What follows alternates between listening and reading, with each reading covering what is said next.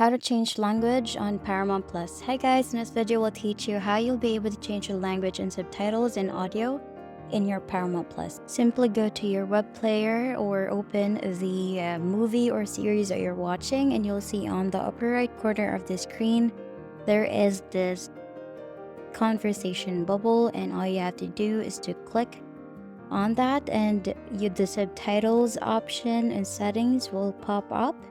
You have here for the subtitles, there's an option depending on what language are being offered, and on the audio as well. You can go to subtitle settings, you'll be able to change the font size, font style, and here on the audio you can simply switch it over either American or Korean. That's depending on the movie or the available audios and subtitles for the movie that you're watching in Paramount Plus.